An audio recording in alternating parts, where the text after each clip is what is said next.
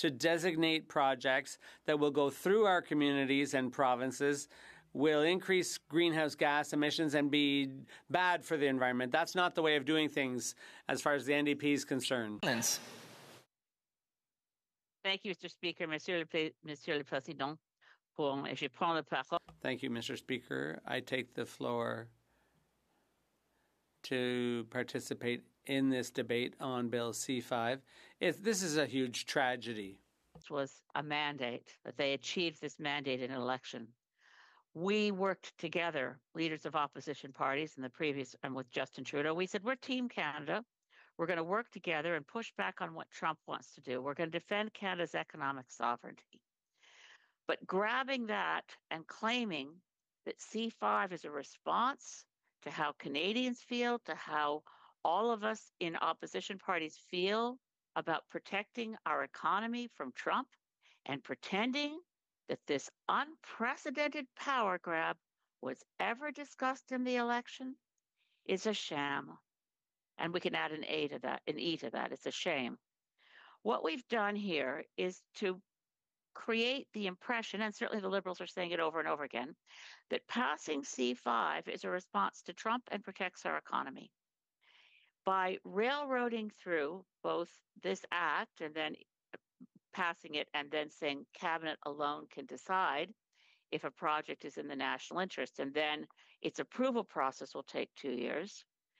We don't know what projects are under consideration, but large projects generally take a long time to build or put in place, 8 to 10 years, 5 years minimum. So this massive pressure that it needs to be done now, exactly why. There's so much more we could do to protect our economy. We could create strategic reserves of Canadian natural resources. We could ensure that Canadian industries and Canadian workers were protected.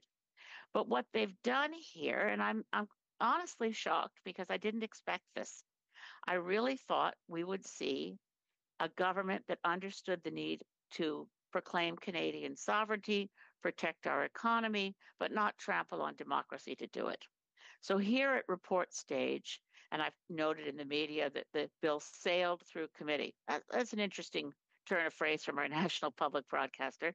I support the CBC, but this kind of thing makes me think, well, Pierre Poilievre's points, never mind. I support the CBC. But this bill did not sail through committee. This bill was forced through committee with, it's en français, c'est les bâillons. À tous les étapes de And there was closure at every stage of this legislation. There was closure.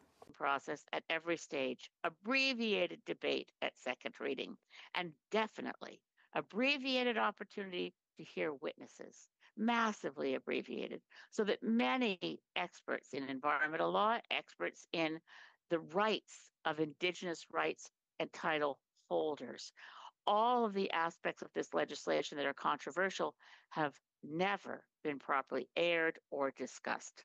C'est une question que le This is an issue with the process for Bill C-5. Every stage of this bill has been forced. This is unprecedented and it's rushed. You know,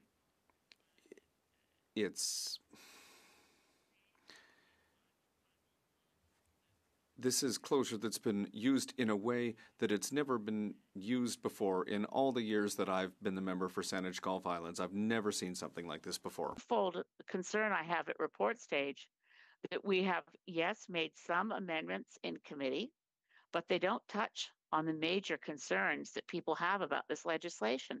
How can we have legislation, and I do appreciate the Speaker's ruling that Part 1 and Part 2 will be separated, but how can we have a vote on a bill that gives unprecedented powers to a prime minister and cabinet to choose projects that are going to be accelerated and expedited to such an extent that they can ignore other pieces of legislation? Here we have experts, and I will hold up Jody Wilson-Raybould, our former Minister of Justice, as an example. Not just someone who has a sharp legal mind and we should be listening to her advice, but also who spent her life and following in her father's footsteps in protecting Indigenous rights and understanding them. So while the preamble to this law says free, prior, informed consent is important, the way the law operates doesn't allow for that. And that's where I'm deeply concerned that we're running roughshod over things that we care about in this country, things that we've passed in our parliament, support for the respect for the United Nations Declaration on the Rights of Indigenous Peoples, which in this law, they're now found inconvenient because we want to build things fast. What things? We'll find out later. How fast? Who knows? What laws will we push out of the way? What Indigenous rights concerns do we think will take a second place? Le dernier place. For the last place, what can we do with a bill like this and with a process like this right now, today, in the House of Commons? This is a moment. We have some good amendments before us at report stage. Amendments to reduce the extent of unaccountability in the cabinet in deciding what projects are going to be considered for this expedited process. We have an opportunity, and I speak to those members of the government party to consider that this isn't an electoral college. We're a parliament. We're Westminster parliamentary democracy where each member of parliament is to vote for how they believe their constituents would want to see them vote. If this was a question, as the government seems to want us to believe, that we're voting up or down on Canada's economy, there's no question. Of course, Canadian parliamentarians want our economy to do well. But will this law take us there? There's so many other options, but we haven't had any chance to discuss them, nor have we had a chance to adequately review this bill. Je suis tout à fait d'accord. I absolutely agree with the words spoken by the last member to speak before me, the speech for the member for Rosemont-la-Petite-Patrie, because it's irreversible. You can't go back without going back to Parliament and changing the law. C'est un niveau de pouvoir. This is a level of power that is unprecedented. And the decision to keep that in place for 5 years. The problem of this being something that creates not an opportunity to build our economy, but a potential for expansion of powers of the Prime Minister and the Cabinet that we've never seen in this country before, with the least debate I've ever seen on a bill before. C'est comme tout le monde comprend maintenant.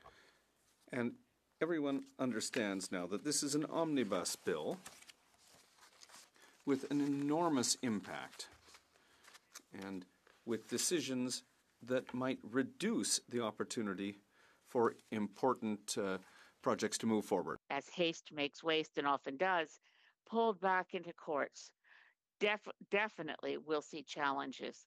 We need to know, and I particularly note the maiden speech of the Honourable Member for Skeena-Bulkley Valley, a Conservative, who said, in building projects in his territory, the environmental assessments helped build better projects. The time it takes to study, the time it takes to reflect, the engagement of people in Indigenous peoples, Canadians, communities, territories, provinces, local governments need to be engaged to have successful projects. The factors that are listed aren't requirements. And no matter what has been said over and over again in this place, that we must pass this to protect our economy, I urge those thoughtful members of the Liberal Party in this place to think twice, to vote for the amendments at report stage that improve this act and reduce the chances that it will be abused, not just in the future, but in the very near future. With a section like Section 6.1 that says, in the future, we'll just deem that all these decisions have been made in favor of advancing the project. We won't worry about it because we'll decide ahead of time. Verdict first, evidence later. This is not the way the Canadian Parliament behaves, reflects, or engages in democracy in this country.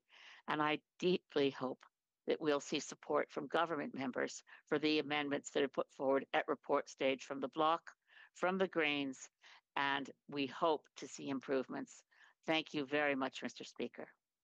Questions and comments. Question and commentary. The Honourable Member for Winnipeg North. Yes, thank you, Mr. Speaker. And I do appreciate the Leader of the Green Party is, in fact, very consistent over the years.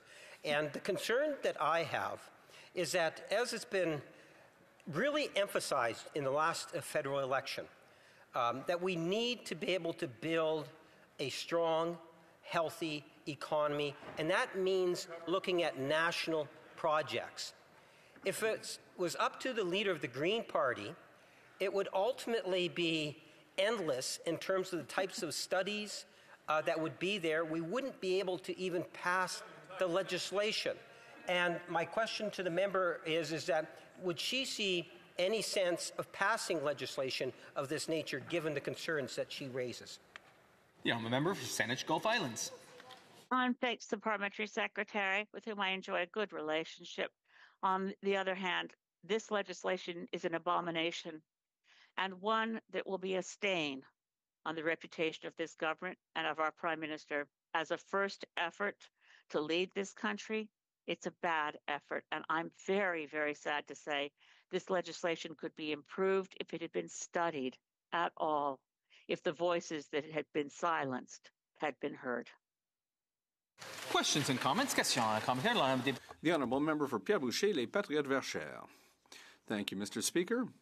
I would like to congratulate my colleague from the Green Party for all of the serious work that she's done on this bill, because even if she doesn't sit on the committee, I had a chance to see all the amendments that she brought forward even late in the night, and it's not easy to do that work when you know that you're going to have relatively little support around the table. I had the opportunity to vote for most of the amendments that she proposed, but I'd like to know what she thinks about her, pride as a Canadian when she sees the way that all the parties except for the sovereignists didn't support her.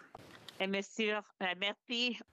Well, I'd like to thank my colleague from the Bloc Québécois, and I'd also like to congratulate him for his hard work at the committee, and I'd like to congratulate him for his amendments and his efforts to improve this bill. I am a sovereignist of the earth, and I want to fight for the future for my kids, my grandkids, and it's for them that I'm always working to protect our future, the future of our grandkids. And now I'm scared. It's not too late for the earth and for us here on this planet, but it's almost too late. Almost too late. And we need to act quickly. And now for the climate, this bill is a threat. Questions and comments? The Honourable Member for Northumberland, Clark. Thank you. And I know that the member believes deeply in rail and rail transportation, and also having affordable transportation for all folks. Would she perhaps grant me the fact that one of the national projects that could be approved is additional rail, which would help all Canadians, and is really the reason why Canada exists to begin with? The Honourable Member for Saanich Gulf Islands.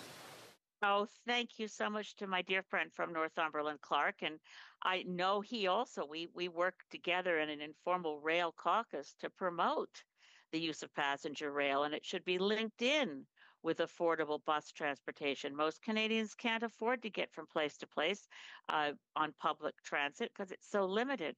There are many great projects, I grant him, that I would love to see move ahead. East, west, north, south electricity grid, a passenger rail and bus interlinked system. There are many projects in the national interest, but we don't know what they will be, and the factors in the bill are not requirements. We could have a great project that we all want to see go ahead, or we could have a nightmare. And right now, there's no way to know the difference. We just cross our fingers and hope that the government's plans are good ones, because this is the old expression, a pig in a poke or a blank check. That's what we're passing when this is forced through.